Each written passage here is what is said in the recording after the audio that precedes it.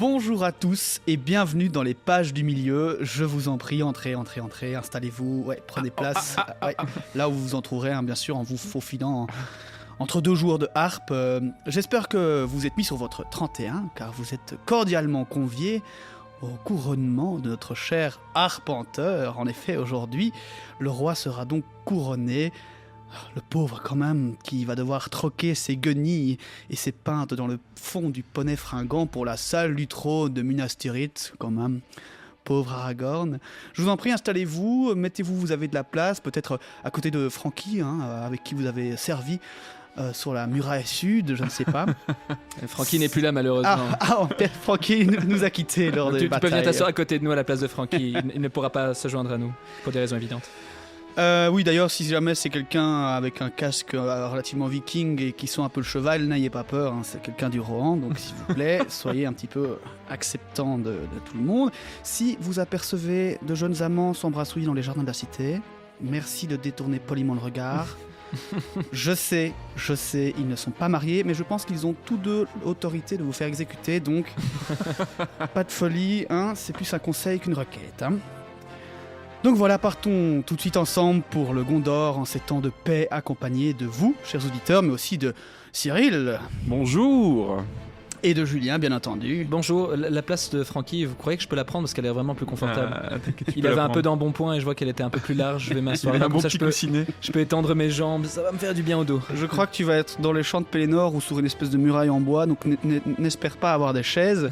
Mais en tout cas, voilà, aujourd'hui on se retrouve pour ce chapitre 5, l'intendant et le roi. Chapitre 5 du dernier livre. Du dernier livre, chapitre 15 de ce livre-ci, c'est ça? Oui, bon voilà, encore une fois là. C'est assez compliqué de savoir dans quel chapitre on est entre nos posts Insta et... oui, on se réapproprie la nomenclature. Oui, voilà, nomenclature un peu compliquée. Comment ça va sinon ? Écoutez, très bien, je suis ravi de faire cet épisode. Il fait froid dehors, mais là où on se trouve dans le livre, il fait beau, visiblement. Il est chaud dans les cœurs. Il fait chaud, bon vivre. Et puis, je suis ravi, là, avant l'épisode, je remarquais la belle tenue de Julien. Je le complimentais sur ses vêtements, ses chaussures, son pantalon, son pull. Eh bien, cela me ravit que ma tenue te ravisse, car moi, je suis très fatigué, j'ai eu une très mauvaise nuit. Oh ouais. Je pense que j'ai été la victime, non pas d'un sort d'Angmar, mais plutôt d'une indigestion. Ce qui m'a fait passer une journée, on peut le dire, plutôt désagréable, mais cela tombe bien car nous arrivons dans les maisons des guérisons. Donc, entre deux moments où je pourrais épier les nouveaux amants du Gondor, les amants terribles, Éowyn et Faramir, j'en profiterai pour prendre un peu d'Atelas fraîche sur un rebord de fenêtre et me soigner. Et toi, tu vas bien, FX ? Moi, ça va très fatigué du week-end, mais très heureux de faire ce petit chapitre-là qui est... pas piquer des hannetons, quand même on est, comme je disais, dans des temps de paix, dans des temps plus calmes, et je trouve que c'est très agréable de découvrir un peu la ville et les peuples et tout le monde un peu sous ce différent angle. Et je suppose que ce sera pas le dernier chapitre à le faire d'ailleurs, donc c'est assez chouette, ouais. Au passage, je vous dis à tous merci encore une fois d'être avec nous, on le répète chaque semaine, je sais que vous nous suivez probablement depuis assez longtemps, mais voilà, on va redire la petite chose qu'on dit à chaque fois, si jamais vous voulez nous suivre sur les réseaux, nous liker le podcast, etc. Surtout en parler autour de vous, ce serait incroyable. Et encore une fois, merci à ceux qui nous soutiennent sur Tipeee, n'hésitez pas à les rejoindre, ça nous fait extrêmement plaisir et ça nous aide beaucoup à pérenniser ce projet. Et sur ce, je propose qu'on se lance directement dans C'est parti. Chapitre 5, l'intendant et le roi.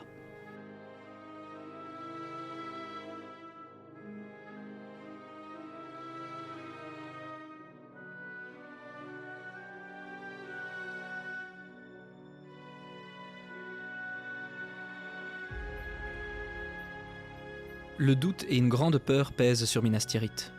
Les hommes ont peu d'espoir et imaginent chaque jour comme étant leur dernier. Et on les comprend bien.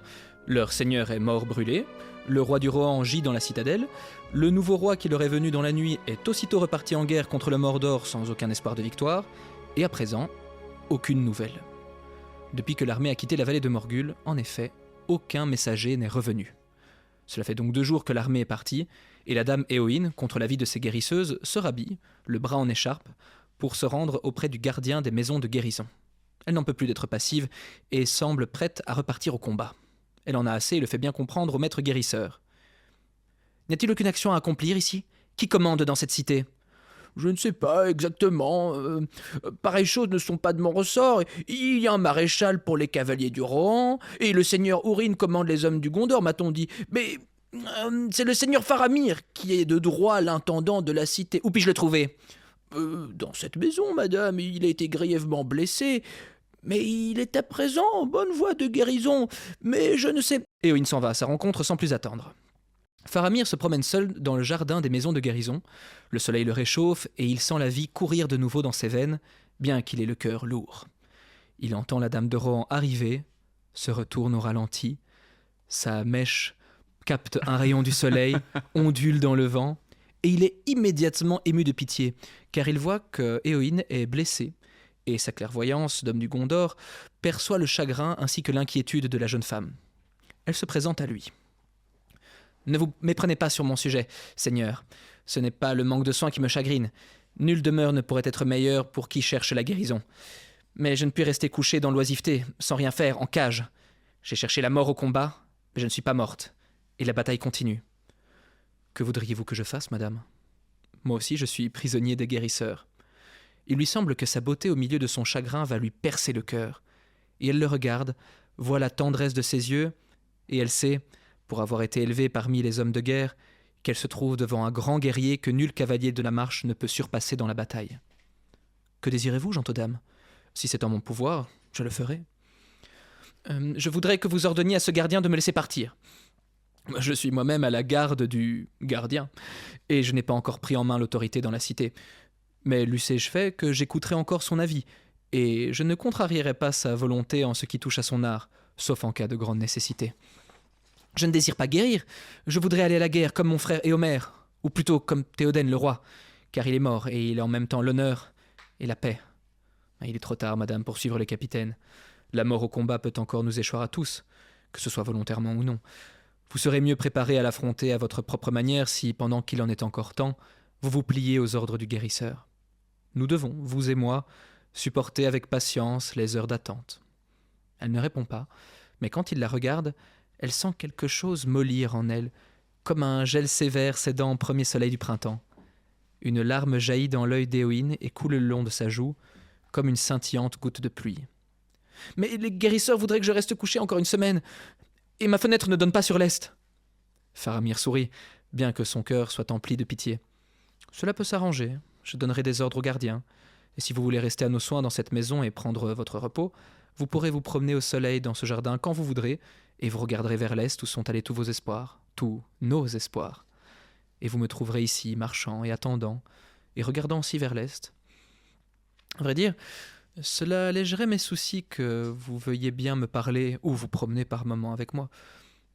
Et comment allégerais-je vos soucis, monseigneur ?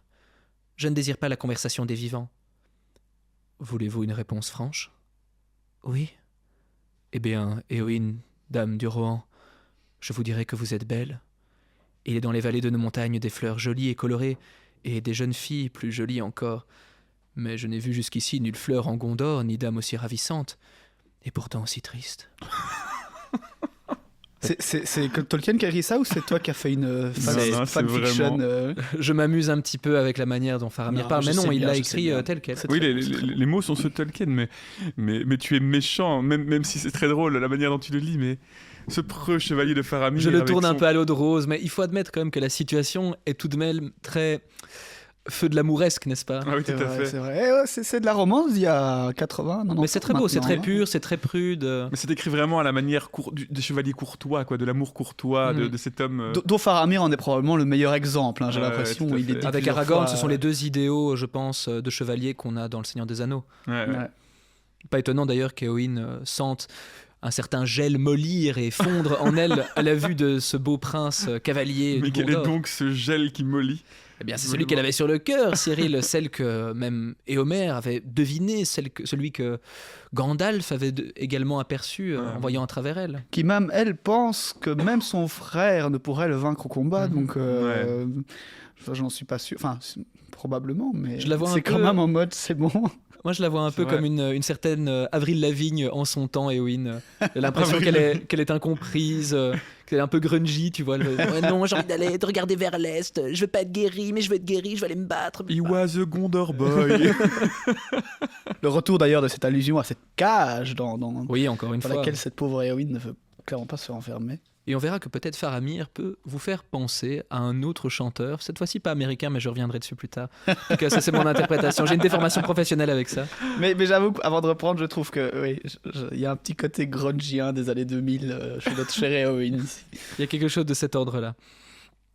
Pour reprendre les mots de Faramir, peut-être ne reste-t-il plus que quelques jours avant que l'obscurité ne tombe sur le monde, et quand cette obscurité viendra, j'espère y faire face avec fermeté, mais j'aurais le cœur allégé si, tant que le soleil brille encore, je pouvais vous revoir. Car vous et moi, nous avons tous deux passé sur les ailes de l'ombre, et la même main nous en a retirés. L'ombre est toujours sur moi.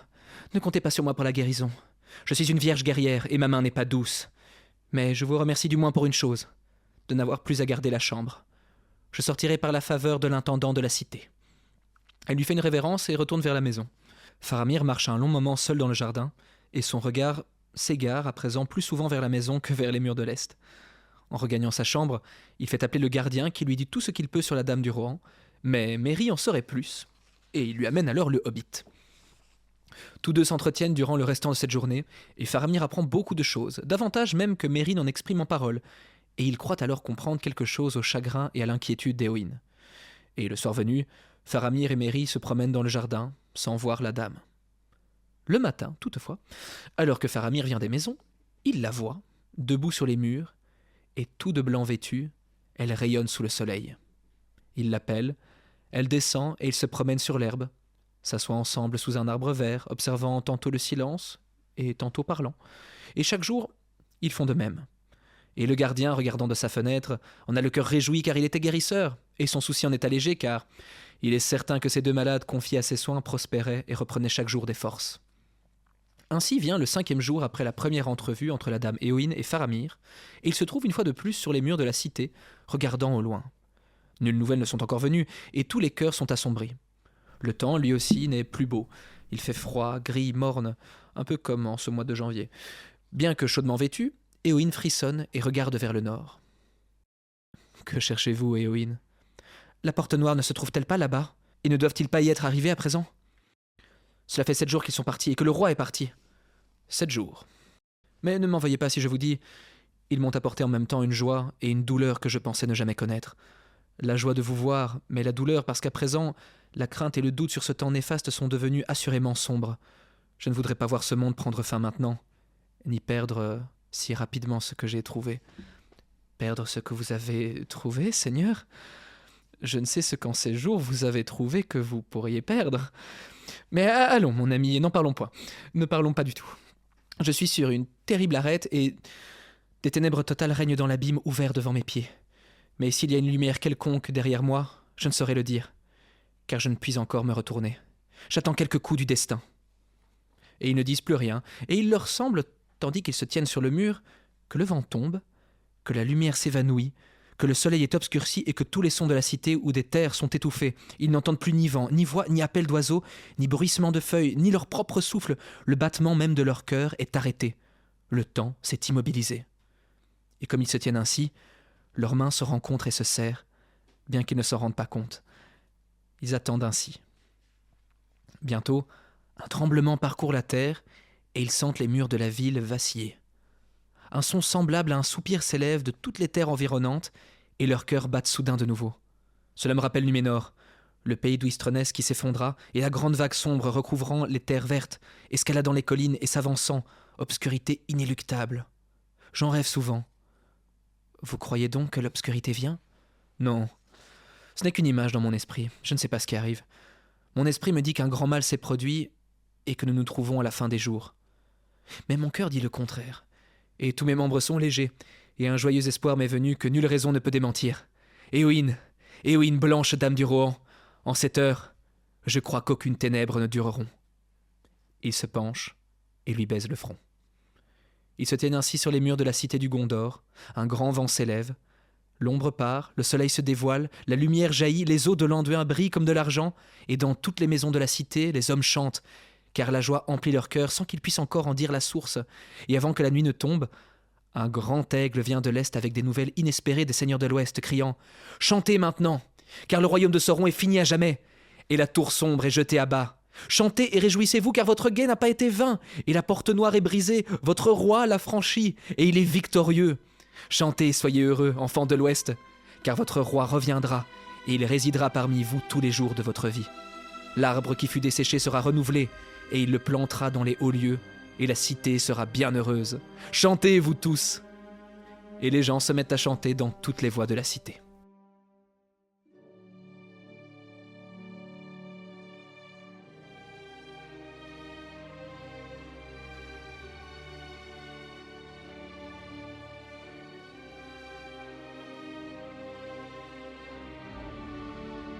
On pourrait arrêter le chapitre là-dessus. On pourrait complètement arrêter le chapitre là-dessus. Et puis, mais moi, je trouve ça beau, quoi. Quelle classe chez ce Faramir. Quelle dignité chez Éowyn aussi. Quel Beaucoup amour, de tendresse, de douceur, de pudeur. C'est beau, c'est beau. Ouais. Que dire en voyant cet amour s'exprimer comme ça. Bon, moi, pour rester encore sur un ton plus léger, avant de reprendre la lecture et surtout de peut-être avancer des éléments plus sérieux, moi, je trouvais qu'il y avait un petit air dans cet échange entre Faramir et Éowyn, surtout le moment où ils ont l'impression qu'ils arrivent à la fin de leur jour, Ouais. et que Faramir lui dit au final, à mots couverts, moi, ce que je préférais, si c'était la fin du monde, ce serait passer ces derniers moments avec toi. Je trouve qu'il y a un air de Pascal Obispo. Si on devait mourir demain, je ne sais pas ce que ça vous évoque. Moi, ça me faisait penser à ça. Non, maintenant je vois Faramir avec des vieilles lunettes lunettes noires. bleues dans les... Avec une couette. Non. Je vous laisse avec cette image de Faramir un peu tronquée. Non, mais c'est vrai que là, pour le rappeler, effectivement, ils n'ont pas encore eu de nouvelles du front. Et donc, en fait, ils pensent probablement que le roi est mort et que l'armée s'est fait décimer, puisqu'il n'y avait aucun espoir en y allant, a priori. Il n'était même pas au courant, enfin, si, Faramir était au courant qu'il y avait un hobbit qui se baladait dans le Mordor, mais le reste des gens non. Et donc, la seule pensée qu'ils ont, c'est que bientôt, ils vont voir déferler des armées du Mordor contre lesquelles ils n'auront aucun espoir de victoire. C'est bientôt la fin, quoi. Ça nous redonne également une indication sur le temps qui s'est écoulé entre le départ des armées d'Aragorn, entre les capitaines, le départ des capitaines de l'Ouest, et le moment où enfin Sauron est vaincu. On est sur une bonne semaine au final. Ouais, c'est ça. Ce qui n'est pas anodin et qui devait laisser les capitaines de l'Ouest ainsi que leurs armées dans un état de grande fatigue et d'épuisement.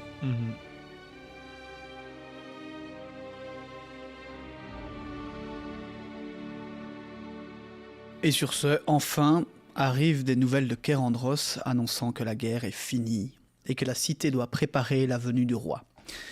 Merry se rend à l'île avec les charrettes chargées d'approvisionner les vainqueurs, tandis que Faramir endorse enfin son nouveau rôle d'intendant, pour une courte durée bien sûr, le roi étant bientôt de retour.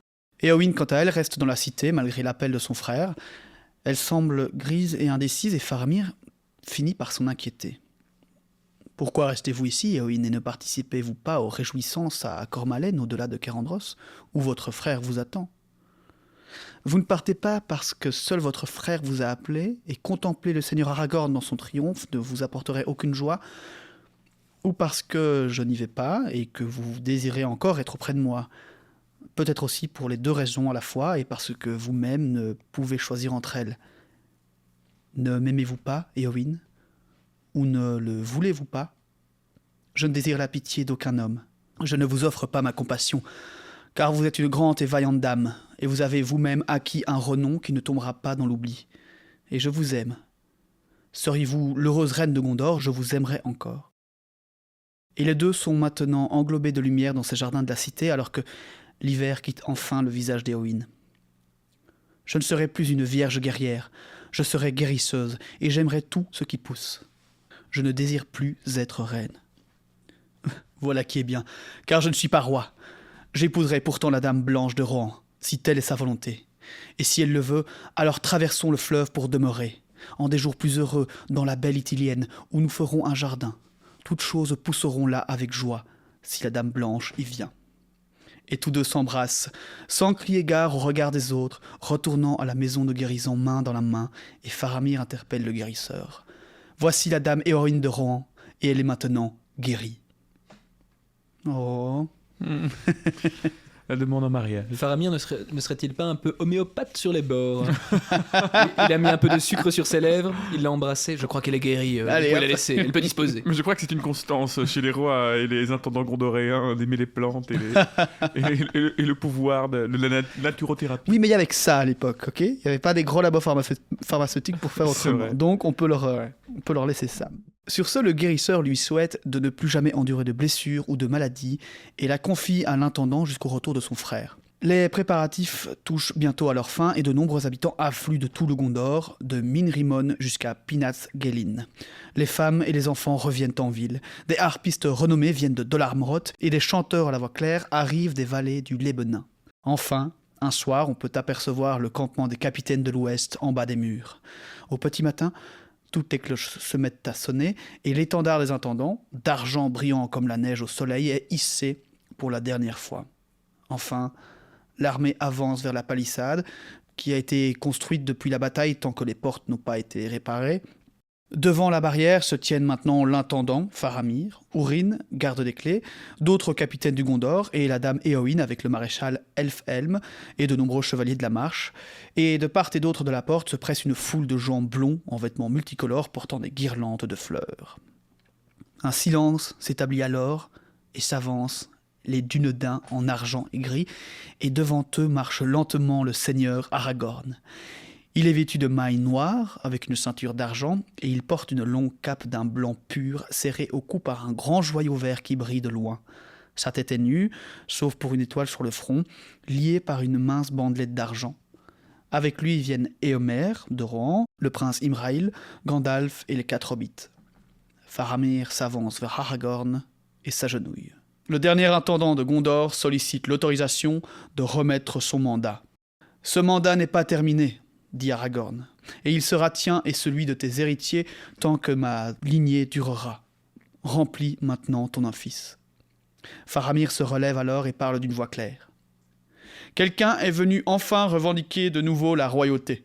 Voici Aragorn, fils d'Arathorn, chef des Dunedains d'Arnor, capitaine de l'armée de l'Ouest, porteur de l'étoile du Nord, manieur de l'épée reforgée, victorieux au combat dont les mains apportent la guérison, la pierre elfique, Elessar de la lignée de Valendil, fils d'Isildur, fils d'Elendil de Numénor. Sera-t-il roi et entrera-t-il dans la cité pour y demeurer ? Et toute l'armée et tout le peuple crient oui d'une seule voix. Hey ! Faramir sort l'ancienne couronne et lui présente. Aragorn la prend et la tient élevée et prononce les mots d'Elendil qu'il avait dit autrefois. « De la grande mer en terre du milieu, je viens. En ce lieu, je m'installerai, moi et mes héritiers, jusqu'à la fin du monde. » Mais au lieu de la poser sur sa tête, il la rend à l'intendant, à la surprise de tous. « Je suis parvenu à la possession de mon héritage grâce au travail et à la vaillance de nombreux individus. En témoignage de cela, je souhaite que le porteur de l'anneau me présente la couronne et que Mithrandir la place sur ma tête, s'il le veut bien.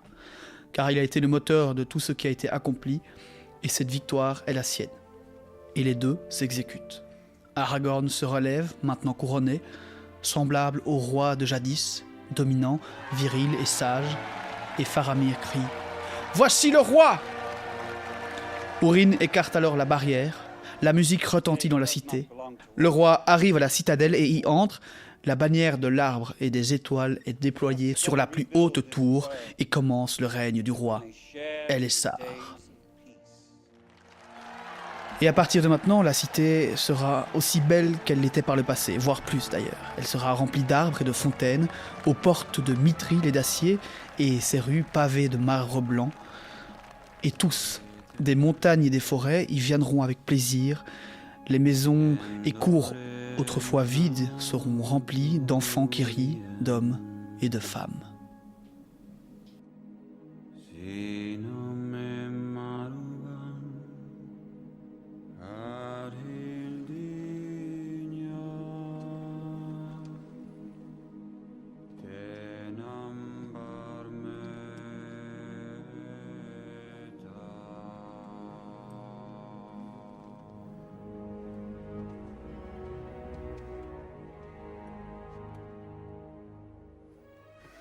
C'est un très beau tableau que tu nous décris et fixes.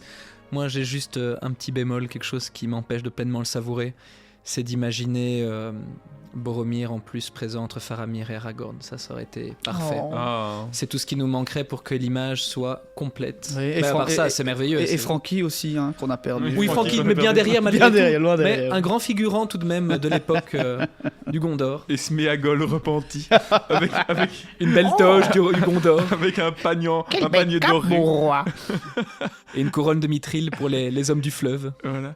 Non, mais juste pour revenir un peu sur cette partie, il y a quelque chose que tu as enlevé de ton résumé que j'aimais bien, c'était le fait que quand ils arrivent avec les hobbits, ça murmure dans la cité parce qu'on ne sait pas qui ils sont, ces hobbits, mais la rumeur va dans la cité que en fait, elle est fortement déformée et il commence à se raconter, c'est précisé dans le chapitre, que Frodon aurait affronté le Seigneur Noir tout seul dans la tour et aurait incendié sa tour lui-même. Et il l'aurait vaincu, évidemment. Il l'aurait vaincu seul. C'est justement le guérisseur, je crois, l'un des guérisseurs, en tout cas, parce qu'il explique plus tard qu'il avait eu certains des hobbits sous sa garde. Il explique ça à sa cousine, et c'est vrai que c'est vraiment le téléphone arabe. Ouais. Où toutes les informations sont un petit peu... qu'on dit que ce sont des grands princes de chez eux, ce qui, en soi, va devenir vrai, mais à ce moment-là, ne l'est pas vraiment. Puis il y avait déjà cette rumeur qui courait sur Pipin lorsqu'il était arrivé dans la cité, qu'un petit prince d'une de ces contrées lointaines était arrivé en compagnie de Mithrandir. Oui, et que il y avait déjà cette réputation-là. Et que chacun des guerriers du Rohan aurait un hobbit à lui, une sorte de Pokémon qu'il pourrait employer. Ils sont plutôt efficaces quand on y pense. Allez, cours hobbit, mort. Donc on a Pipin qui a aidé à de nombreuses reprises, on a Merry qui a aidé à vaincre le roi sorcier et qui a aidé à... Moi je vois bien Merry en fait entre Éowyn et Faramir et qui les rapproche leur tête. And now, kiss. Il est même dit quand il explique que Frodon est un seigneur de la comté et qu'il a été, comme tu le disais, vaincre Sauron, mais accompagné seulement de son écuyer. Sam Gamgee le brave. C'est vrai que c'est bien au final d'honorer Sam de ce titre, mais en fait non, ce n'est que son jardinier. Moi j'imagine Frodon dans la taverne de Minas Tirith comme ça avec 3-4 filles autour de lui. Alors comme ça tu as vaincu le Seigneur Noir tout seul? Ouais. Et t'as Sam qui est derrière qui est en mode putain, c'est pas vrai, il y a quelques heures il avait le doigt arraché, il voulait garder l'anneau pour lui. Non mais sérieux, arrête quoi. Et alors c'était comment de manier l'épée contre lui? Oh, c'était dur. J'ai failli laisser ma main entière. Regarde, j'ai perdu un doigt. Enfin. Il y a juste un petit passage que j'ai retiré aussi parce que bon, ça faisait beaucoup, mais il y a aussi toute cette histoire de Faramir en fait avant, c'était le père du nouveau roi qui devait essayer de remettre sa couronne à son fils avant son décès, ce qui n'a probablement pas souvent pu être... Enfin, si, à mon avis, dans les temps de paix, mais évidemment, le dernier, c'était le fameux roi Yarnur, je pense. Oui, tout à fait, Yarnur, qui a disparu en partant à Morgul. Ouais. Donc, évidemment, ça n'a pas été trop possible. Et donc, Faramir explique qu'ils sont censés aller faire ça, là où la couronne est placée, dans un endroit spécial de la cité, mais qu'évidemment, maintenant, c'est plus possible, et que Faramir a pris sur lui de changer la tradition, entre guillemets, et de lui apporter la couronne. Couronne décrite magnifiquement d'ailleurs, avec je sais pas, des ailes sur les côtés blanches. Et en fait, pourquoi les ailes des oiseaux? C'est les ailes des oiseaux de la mer, parce que c'est les rois qui viennent de la mer, la mer qui était à Numénor autrefois. Et alors aussi, je voudrais revenir, je crois que j'ai oublié d'en parler tout à l'heure, c'était dans ta partie, Julien, c'était le fait que Faramir parlait qu'il avait des rêves quant à Numénor et à la chute de Numénor. Parce qu'il voyait au loin évidemment la chute de Sauron, sans savoir que c'était la chute de Sauron. Il voyait des grandes vagues ou un truc très impressionnant. On l'a décrit dans le chapitre dernier, donc c'est une énorme ombre qui s'élève dans le ciel et puis qui est soufflée par le vent. Et il disait ça me rappelle la chute de Numénor, cette grande vague, alors qu'il ne l'a pas vue de ses yeux évidemment, mais il en rêve. Encore, ça montre les pouvoirs et l'héritage de Faramir. C'est pouvoir de préscience, de vision, du passé. Donc il a eu du futur, mais aussi du passé. Et on a certains personnages comme ça aussi qui sont dotés d'une certaine vision du passé. Frodon aussi avait de nombreux rêves prémonitoires. Probablement au vu de le fait qu'il possède l'anneau, ça plutôt. Oui, et on peut y voir aussi une volonté d'Héroux de partager ses visions, vu qu'il était écrit, si on se fie à ça, que Frodon trouverait l'anneau et qu'il aurait des visions peut-être pour le guider ou lui faire comprendre vers quoi il se destinait. Mais c'est vrai que oui, par exemple, quand il y a Éowyn, je ne sais plus si tu l'as dit, pile poil ou s'il l'a retiré, mais quand ils échangent, elle lui dit est-ce que tu veux te marier avec moi, une dame de Rohan, et pas plutôt aller chercher une dame à la descendance numénorienne.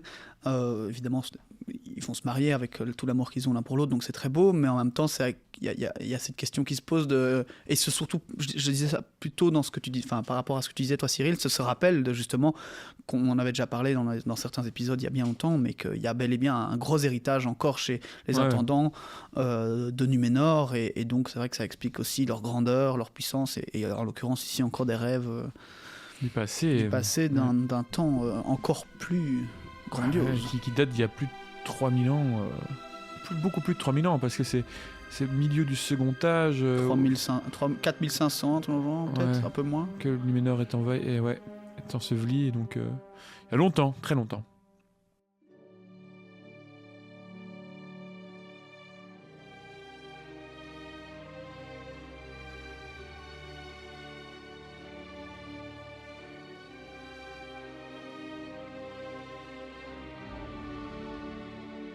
Dans les jours qui suivent son couronnement, Aragorn prend place sur le trône et prononce ses jugements. Diverses ambassades venant du sud, de l'est, de la Forêt Noire, du Dunland et même de l'ouest arrivent au palais. Le roi amnistie les orientaux qui s'étaient rendus et les renvoie libres.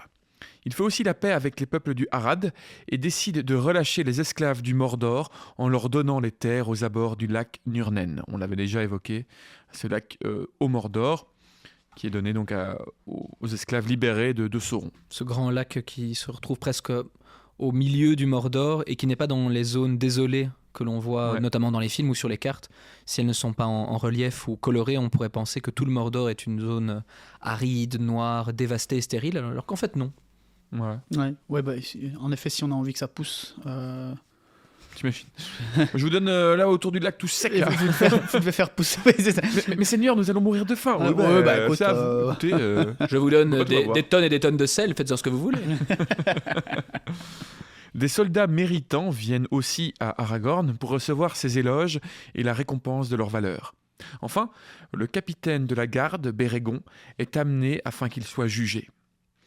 Bérégon, par votre épée, le sang a été versé au sanctuaire où cela est interdit. Vous avez de plus quitté votre poste sans l'autorisation de votre seigneur ou capitaine. Pour ces offenses, autrefois, la peine de mort était le châtiment. Je suis donc tenu de prononcer votre jugement. Suspense. Il est très intense. Va-t-il décapiter Bérégon devant tous, devant il sort son épée. Vous payerez une amende de 3 shekels. Oh, vous serez exécuté par le hobbit Pipin. Quoi? Si.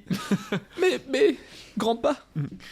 Non, il dit « Votre peine sera entièrement remise, eut égard à votre valeur au combat, et à plus forte raison parce que vous avez agi par amour pour le seigneur Faramir. Cependant, vous ne serez plus garde de la citadelle et devrez partir de la cité de Minas Tirith. » Bérégon est effondré, mais Aragorn poursuit en le rassurant.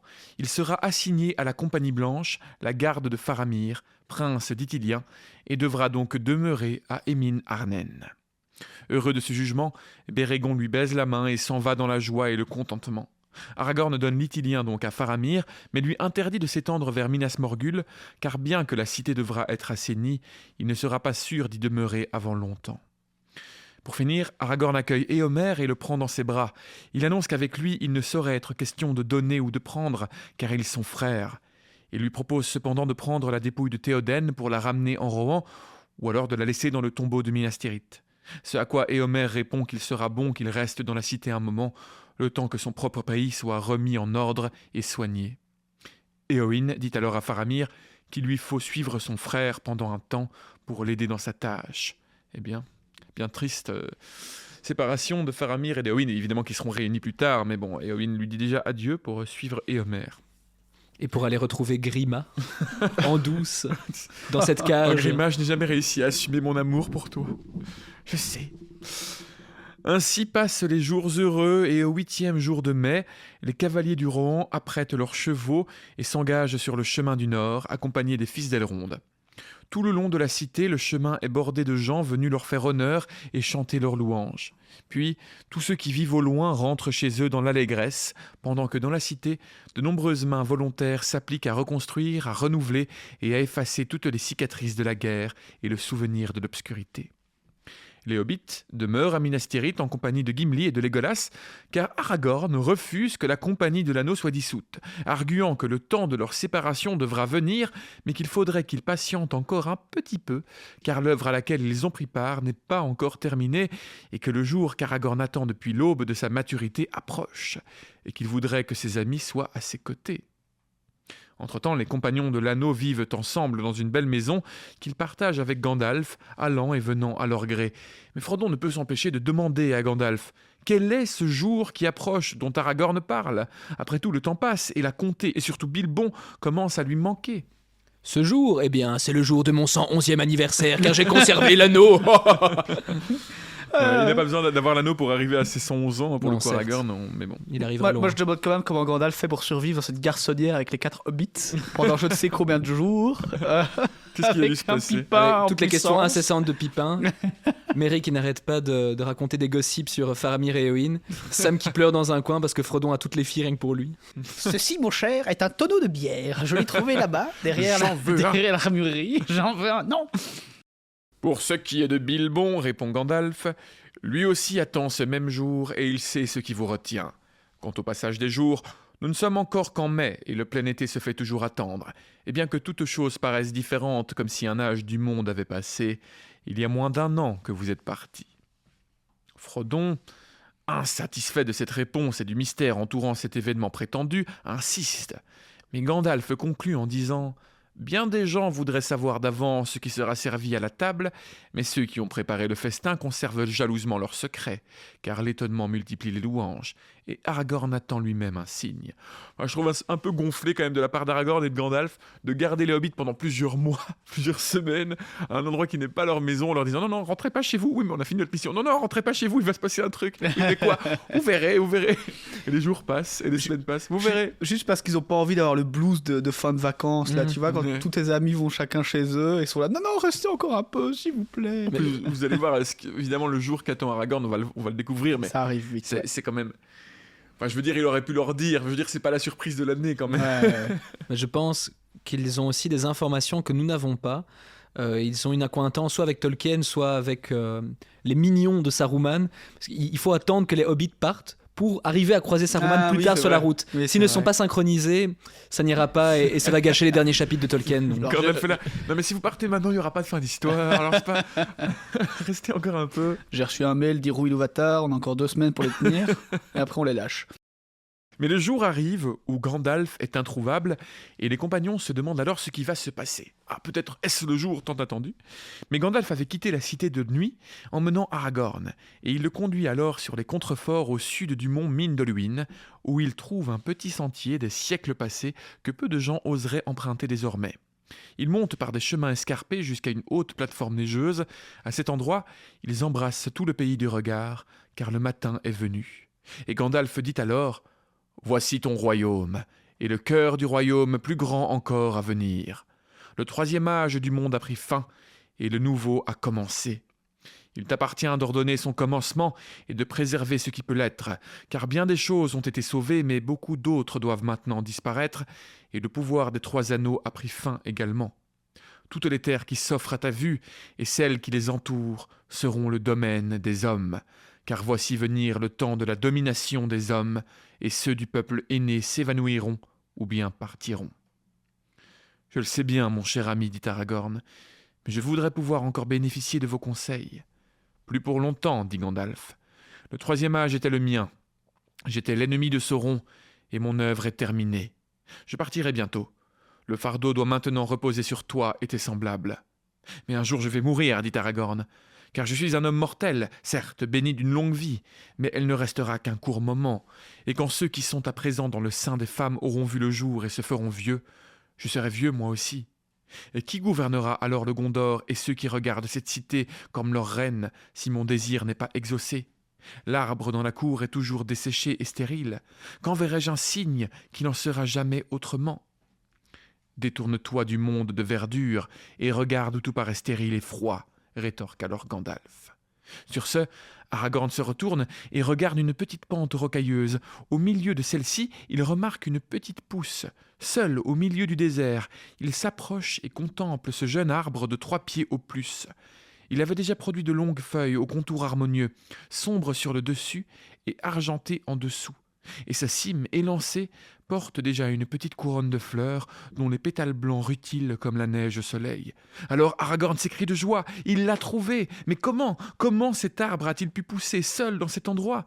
Car il ne semble pas avoir plus de 7 ans. Alors Gandalf explique. Cet arbuste est le rejeton de la lignée de Nimloth le Beau, lequel fut un semis de Galatilion, lui-même un fruit de Telperion, au Main-nom, l'aîné des arbres. Mais comment a-t-il pu arriver ici? Là où se trouvent Gandalf et Aragorn est un antique lieu sacré, et un fruit a dû être laissé là du temps d'avant que les rois ne s'éteignent ou que l'arbre de la cour se dessèche. Car il est dit que bien que le fruit de l'arbre parvient rarement à maturité, la vie qu'il porte en lui peut rester dormante pendant de longues années, et nul ne peut prédire le jour de sa résurrection. Cet arbre est resté caché ici sur la montagne, alors même que la race d'Elendil gisait cachée dans les déserts du Nord. Mais Gandalf précise, la lignée de cet arbre de Nimloth est beaucoup plus ancienne que celle d'Aragorn. Alors effectivement, pour revenir sur cet arbre, c'est comme le dit Gandalf, un rejeton de la lignée de Nimloth le Beau, lequel fut un semis de Galatilion, lui-même un fruit de Telperion au Main-nom. Donc pour revenir à tout ça, Telperion, c'est un des 2 premiers arbres de lumière d'origine qui avait été créé en Valinor pour faire la lumière du monde avant les astres solaires et lunaires. Donc avant le début du premier âge, à ce qu'on appelle le temps des arbres, l'ère des arbres. Et en gros, il y avait Telperion qui était un arbre qui représentait un peu, si on veut, la nuit. Ses feuilles étant noires sur le dessus et argentées en dessous, il projetait une lumière un peu argentée, comme la lune, tout simplement. Et puis il y avait son frère, qui lui était un arbre qui... ou sa sœur d'ailleurs, parce que Telperion est de sexe masculin d'ailleurs, si elle dit comme ça, et sa sœur de sexe féminin. Son frère qui était plutôt l'arbre du jour, qui avait des feuilles dorées qui faisaient une lumière plutôt du jour. Et puis les lumières des arbres se prenait le relais de chacun et de chacune au fur et à mesure. Il y en a un qui s'éteignait, puis l'autre se réveillait un peu comme le jour et la nuit, tout simplement. Telperion, un fruit de Telperion sera prélevé et offert aux elfes de Valinor, enfin d'une cité, je sais plus c'est laquelle cité, mais c'est une cité près de Valinor. Donc on donnera à l'arbre qui poussera de ces fruits le nom de Galathion. De ce Galathion, on fera pousser plein d'autres arbres sur l'île de Tol Eressëa, qui était une île en fait à l'est d'Aman, qui est tout près, qui fait partie du royaume béni, mais qui n'était pas vraiment à l'intérieur des montagnes. C'est là que les Teleri vivaient d'ailleurs. Ils profitaient de la lumière des arbres par la brèche dans les montagnes. D'ailleurs, c'est petite anecdote, Tol Eressëa, cette île sera l'île sur laquelle vivra Frodon, etc. Après leur arrivée en Aman. En fait, ils ne vont pas pouvoir rentrer au-delà des montagnes, comme on peut le croire. Ils sont acceptés dans le royaume béni si on veut, mais pas totalement. Ils peuvent vivre sur cette île, juste à l'extérieur de la ligne des montagnes. J'espère quand même qu'ils auront une dérogation un jour, parce que moi je me demande surtout si... quand même t'as droit à cette petite île et c'est tout. Est-ce que Frodon va réussir à tolérer ça? Joli, très joli. Mais donc, Galathion, on fera pousser plein d'autres arbres qu'on appellera les arbres Celeborn, d'ailleurs, du même nom que le mec de Galadriel. Et donc, Celeborn, quoi. Ouais. Et donc on fera pousser plein d'arbres qui sont des descendants de Galatilion, qu'on appellera les Celeborn. Et puis ensuite, on offrira un des pousses d'arbres à Numénor, et qu'on appellera Nimloth, dont évidemment l'arbre principal, l'arbre blanc de Numénor, Nimloth, le beau. Cet arbre sera ensuite sauvé par Elendil lors de la chute de Numénor. Il emmènera une pousse avec lui qu'il fera pousser à Minas Ithil à l'époque. C'est Isildur qui va récupérer. C'est Isildur, ok, excuse-moi. Qui est tout jeune à l'époque, qui va risquer sa vie pour récupérer un fruit. Qui ramènera donc cette pousse qui sera donc maintenant à Minas Tirith, qui finalement va dessécher. Mais donc ici, ce que voient Aragorn et Gandalf, c'est donc un descendant carrément du premier arbre de lumière. Qui ressemble apparemment d'ailleurs beaucoup à ce premier arbre, car comme le dit le proverbe chez Tolkien, tel Périon, tel Fistion. Julien en forme depuis 5 minutes. Il a mal dormi, mais il est en forme. Mais attention que l'arbre blanc qu'il y a dans les jardins au-dessus de Minas Tirith, c'est aussi un descendant, hein, bien sûr. Oui, donc, tout à fait, mais c'est la même race, c'est-à-dire que... Oui, bien sûr. En fait, l'arbuste que là, il voit, c'est un arbuste qui est né d'un fruit de l'arbre blanc qui était dans Minas Tirith. Ouais, qui aurait été caché là par des anciens rois au tout début de leur arrivée, en guise de prévention. Mais en tout cas, ils auraient mis un fruit là, et comme le dit Gandalf, c'est que le fruit il peut éclore à n'importe quel moment, on ne sait pas quand. Oh, ben, comme par hasard, c'est justement au début du 4e âge. Ça, c'est... Justement, c'est ça. Wow. C'est corrélé. Mais pour revenir aussi un peu en haut du texte, enfin plus haut dans le texte, on voit que Aragorn n'est pas sûr de ce qui va se passer. Non, je vais spoiler, mais évidemment, ce qu'il attend, l'événement majeur qu'Aragorn attend, c'est l'arrivée d'Arwen. C'est son mariage qui peut signifier en fait le fait qu'il va avoir une descendance et continuer la lignée des rois. Et pour l'instant, il est dans le doute.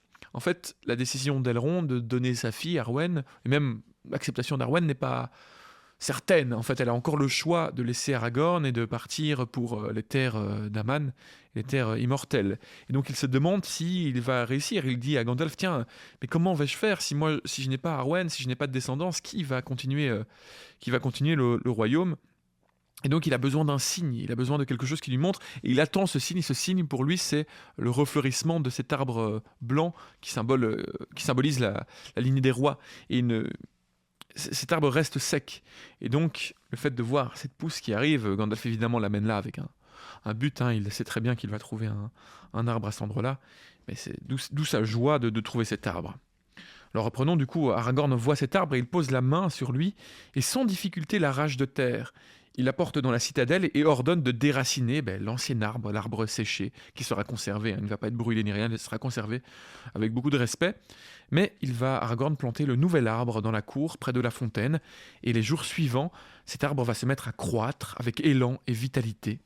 Et quand arrive enfin le mois de juin, ses branches sont chargées de fleurs. Alors, Aragorn dit « Le signe a été donné et le jour est proche ». Et il poste alors les sentinelles sur les murs, il reprend confiance. Et au jour d'avant la mi-été, des messagers venus d'Amondine arrivent dans la cité. Ils annoncent qu'une chevauchée de belles gens venus du nord a été aperçue et qu'elle se dirige vers les murs du Pélénor.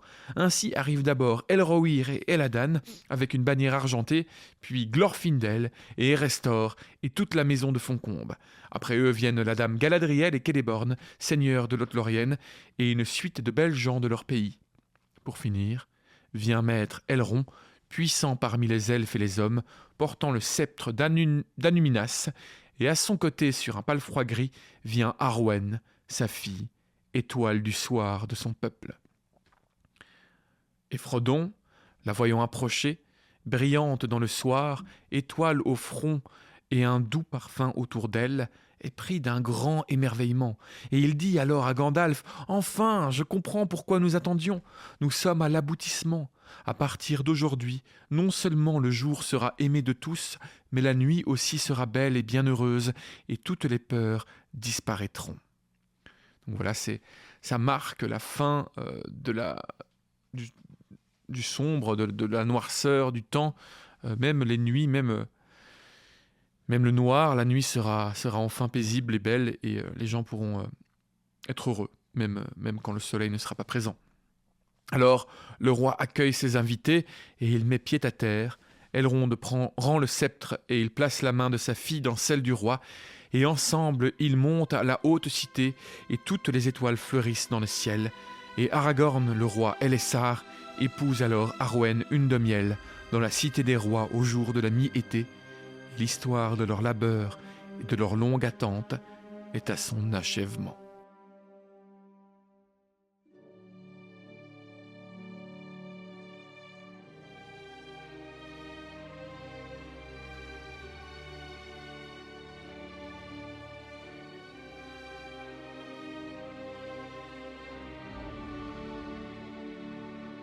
Et voilà, la fin, comme quoi la fin devait être marquée par le couronnement, mais plus que le couronnement, le mariage d'Aragorn avec cet elfe pour marquer la réconciliation entre la lumière et la nuit. Étoile de la nuit, comme elle est appelée, hein, Arwen. Symboliquement, ça fait sens. Puis c'est aussi, d'une certaine manière, l'acceptation d'Elrond quant à ce mariage, car Aragorn devait faire ses preuves à savoir défaire Sauron, reprendre le trône du Gondor et tout ce qu'il y avait de lié à cette quête. Donc au final, c'était un peu un test de papa. un test de beau papa. Que Aragorn a réussi haut la main. Tout à fait. Et pour revenir juste sur ce fameux sceptre d'Anuminas que Elrond ramène, petite historique rapide, c'est un sceptre qui symbolise évidemment la royauté, qui est un sceptre des rois de Núménor, que Elendil ramènera en Terre du Milieu après la chute de Núménor. Elendil sera roi d'Arnor, comme on l'a déjà dit, donc du haut de la Terre du Milieu, tandis que son fils Isildur, c'est ses fils Isildur et Anarion rois de Gondor, partageant le pouvoir. Elendil donc aura ce sceptre sera transmis à son fils, à un de ses fils, lors du schisme, le fameux schisme qui sera donc la séparation du royaume d'Arnor en 3 royaumes. D'ailleurs, je suis en train de lire l'histoire de France. Évidemment, ça fait écho à ce fameux schisme de Charlemagne et ses 3 fils de la France. C'est vrai, oui, c'est vrai. Tout à fait, hein, c'est une inspiration, à mon avis, directe pour Tolkien. Le royaume de France, le royaume...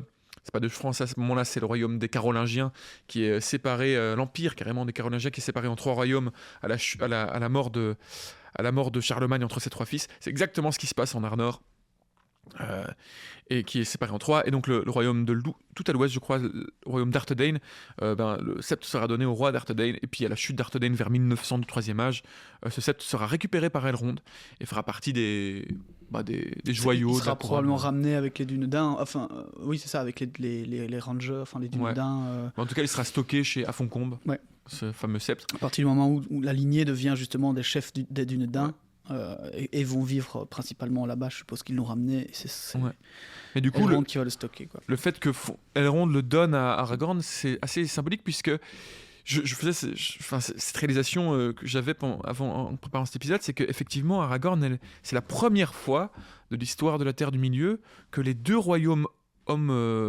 d'Arnor et du Gondor sont réunis. Il fait les royaumes réunifiés du Gondor et de l'Arnor, puisqu'il est descendant légitime des 2 lignées. Et donc, le sceptre, qui a toujours été un sceptre symbolisant la royauté du Nord, est donné à Aragorn, qui est au Gondor, qui est à Minas Tirith. Et donc, c'est symboliquement, il relie tous les royaumes. Et d'ailleurs, c'est ce que dit Gandalf lorsqu'ils sont en haut de cette montagne. Regarde tous ces royaumes. Simba. Contemple, tout ce que tu peux voir est à toi, est ton royaume.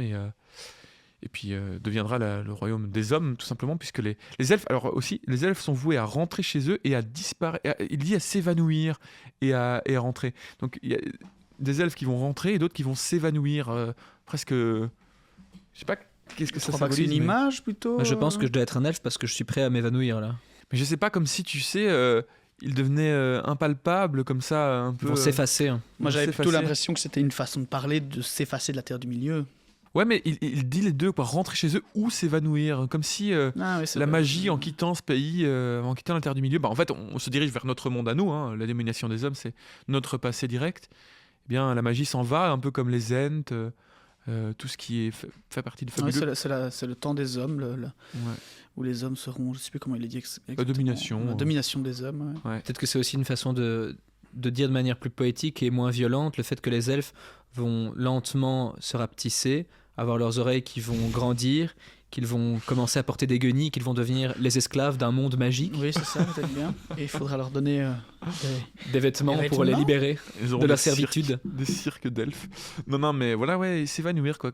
C'est un peu doux amer quand même de se dire que voilà, la magie va en tout cas de la Terre du Milieu, parce qu'elle sera encore là en Valinor. Ouais, mais elle est même plus sur Terre, puisqu'elle est au-delà. Plus accessible. Tu me dis, est-ce que tu vas aller au paradis ou est-ce que tu veux rester sur Terre? Moi, je me demande d'aller là, où il y a tous les Valar et... Choisis le destin des elfes, toi, et non pas le destin des hommes. Ah, si j'avais vraiment le choix devant les yeux, là, je ne sais pas. Enfin, s'il y avait un choix de destin, c'est différent. Maintenant, s'il y a un choix de destination, le choix est tout fait. Mais moi, j'aimerais bien revenir un peu sur ce petit endroit sur lequel ils vont se balader tous les deux, Aragorn et Gandalf. Je ne trouve pas vraiment de nom en français, mais c'est donc... On appelle les Hallows, l'endroit en fait où justement derrière cette grande terrasse à Minas Tirith, tout au-dessus là, où il y a justement la maison des intendants et la maison des rois, où tout le monde va être enterré.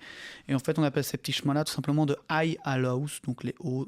Voilà, je sais pas si je trouve vraiment pas de traduction, donc on peut juste traduire Hallows en français, mais Et voilà, c'est l'un des endroits les plus vraiment les plus sacrés en fait de Minas Tirith, avec quasiment vraiment que les rois qui ont l'habitude d'y aller, justement quand ils viennent d'être couronnés, pour contempler vraiment tout leur royaume.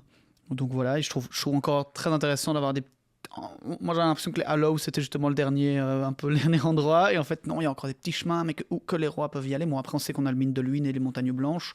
Les mines de Luynes est assez haut, hein, donc en fonction des dessins qu'on peut trouver sur internet, il y a un peu des interprétations différentes, mais en gros la montagne derrière est gigantesque, et il y a ce petit chemin quoi.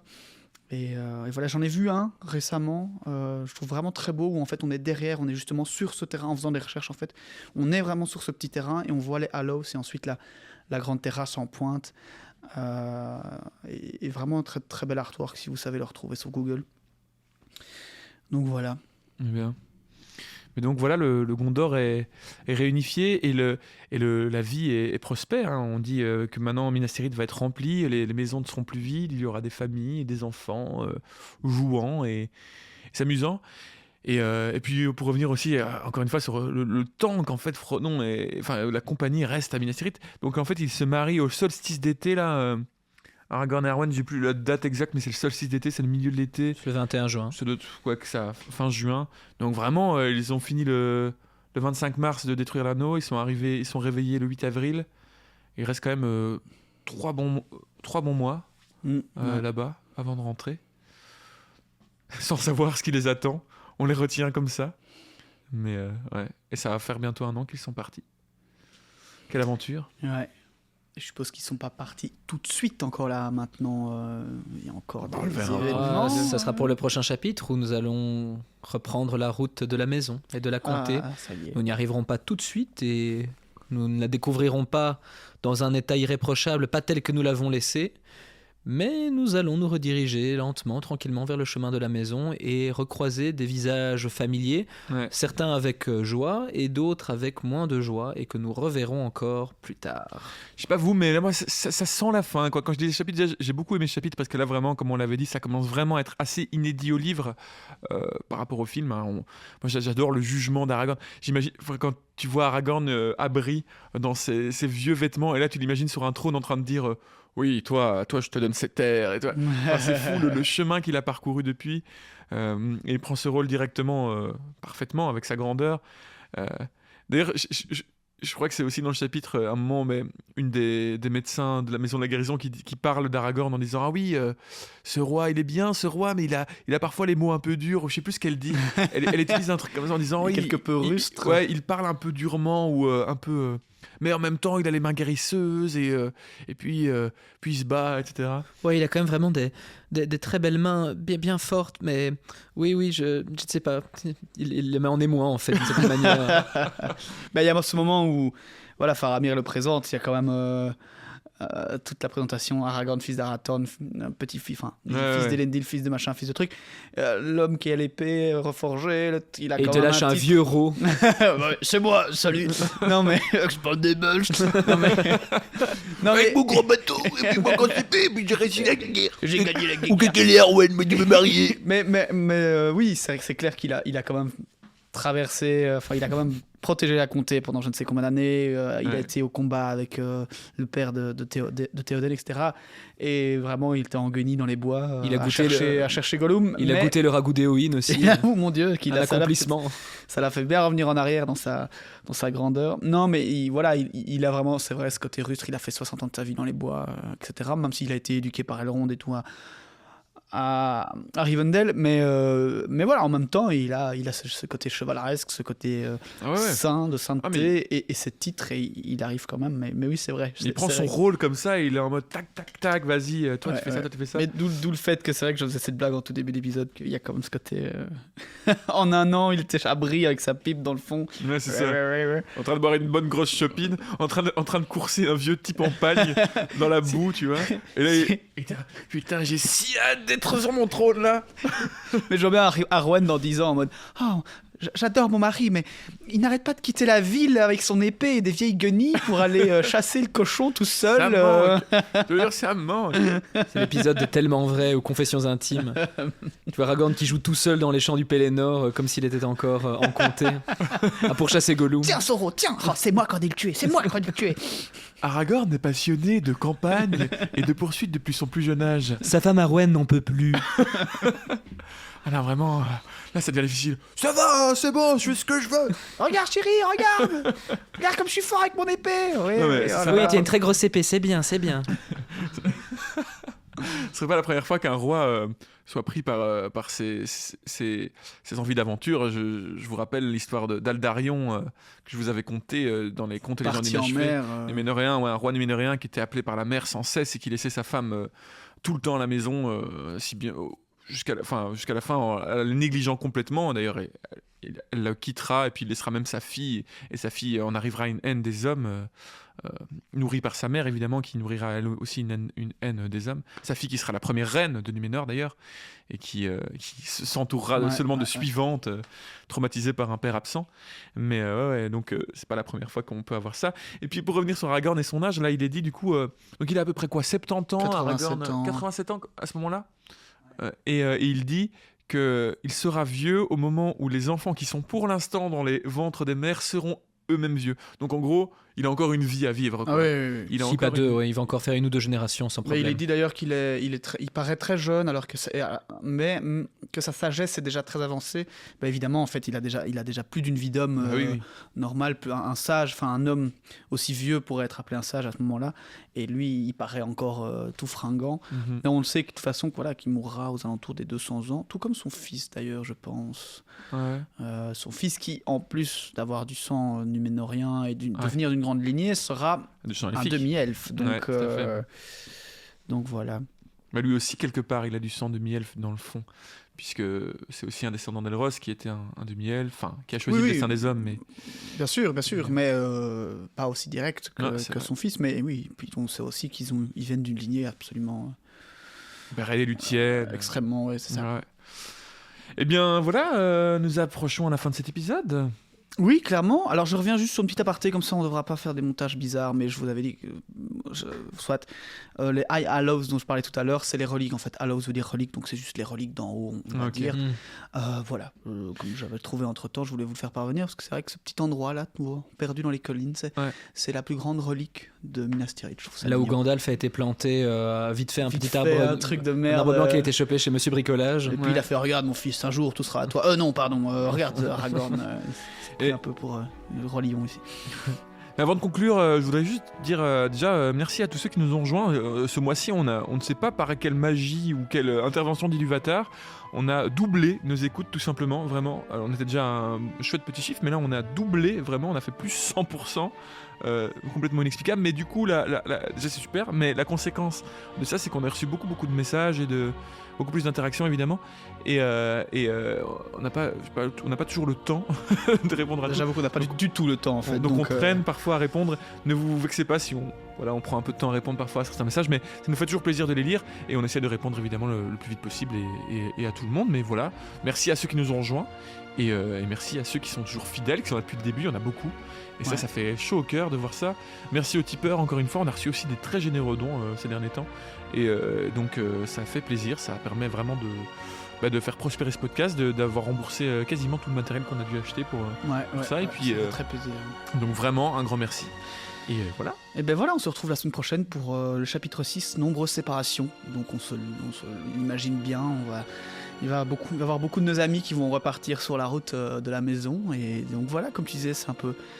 Il y a un petit côté mélancolie, on arrive un peu au bout de quelque chose, mais l'histoire n'est pas pour autant finie. Comme on le sait, on a déjà teasé pas mal de derniers combats qu'on va avoir. Et voilà, sur ce, encore un grand merci, et à la semaine prochaine. À la semaine prochaine. Bonne semaine.